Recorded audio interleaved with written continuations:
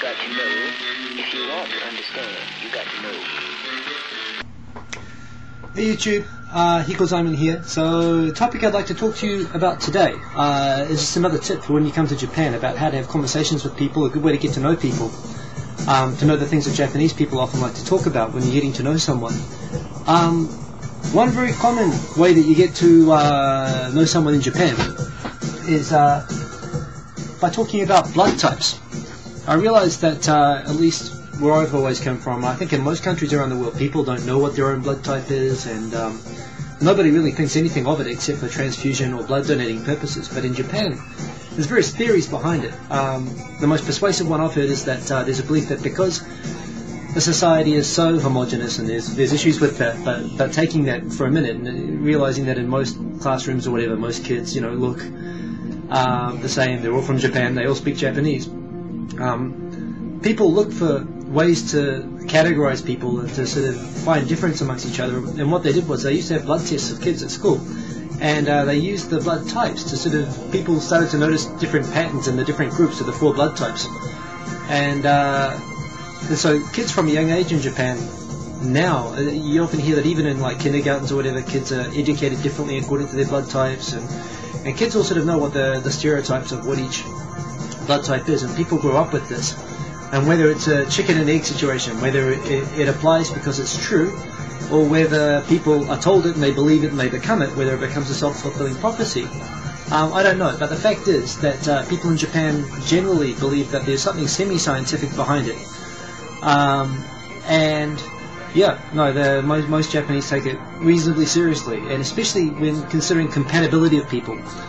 And for example, when you're at companies as well, Japanese bosses will take into account your blood type and make basically stereotype it. They'll make presumptions about you, which, right or wrong, you'll have to combat.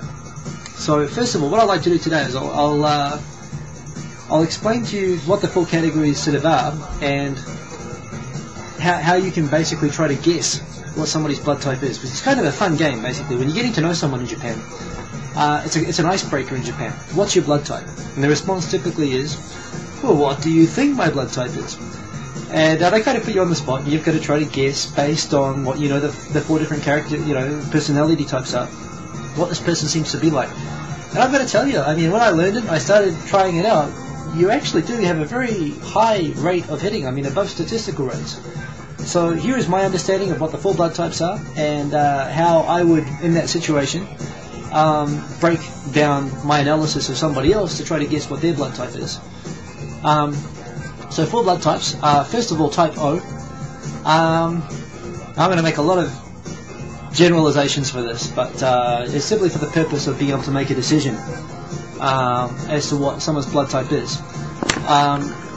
Generally, O's are seen as stereotypical Americans, or stereotypical company presidents. They're very much big picture, big sort of vision, good at talking, self-confident. But on the negative side, they're seen as a bit sloppy, they don't really care about details so much, they can be seen as a bit arrogant by people, so that's your O types. O types tend to be fairly outgoing, they tend to be fairly good for parties, I think, and so that's your O's. Your A is, I think, what Japanese stereotypically think of themselves as being.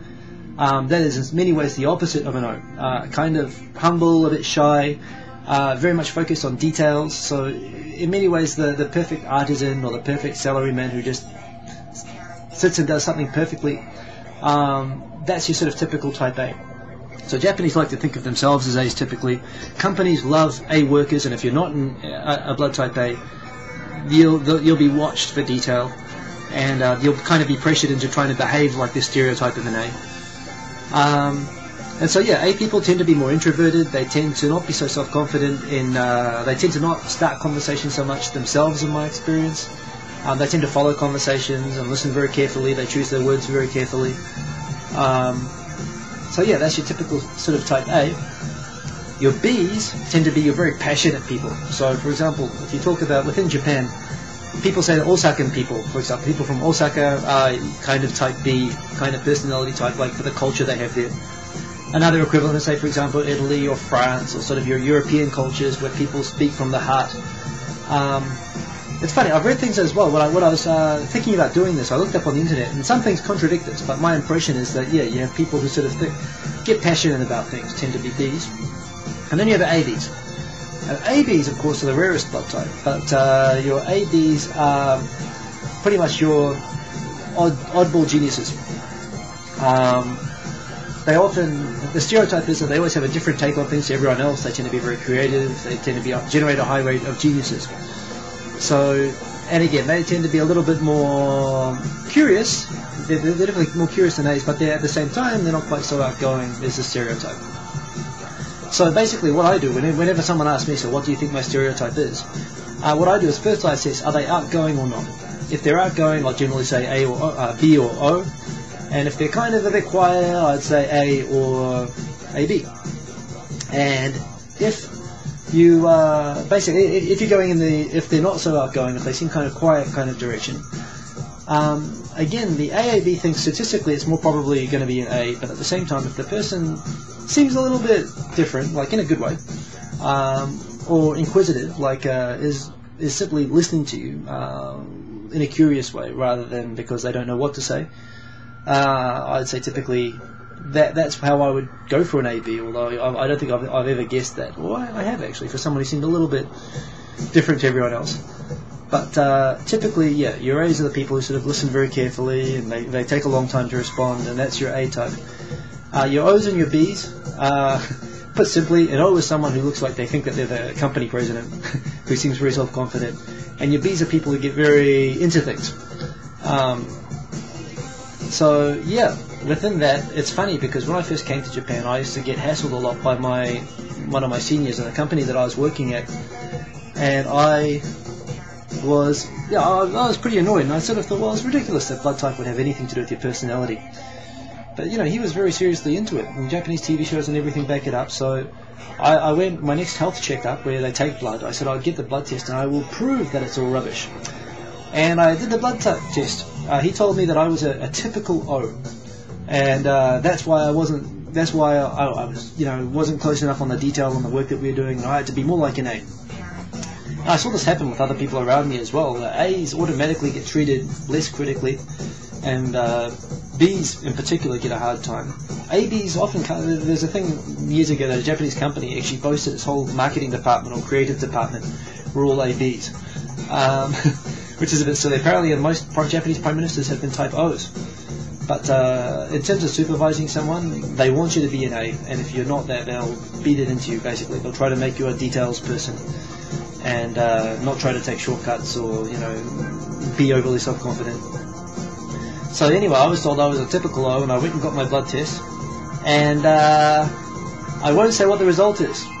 Try and guess. If you know your blood types yourself, tell me what your blood types are and what your take on the blood type thing is.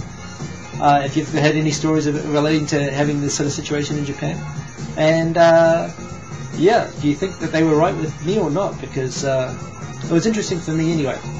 And it shows again a lot about how Japanese sort of look at people and how you can get into talking with people and being social or being affable with people. So tell me what you think. Leave a comment. If you enjoyed the video, subscribe, definitely. I've got more of them coming, so get ready for them. And peace. Thanks.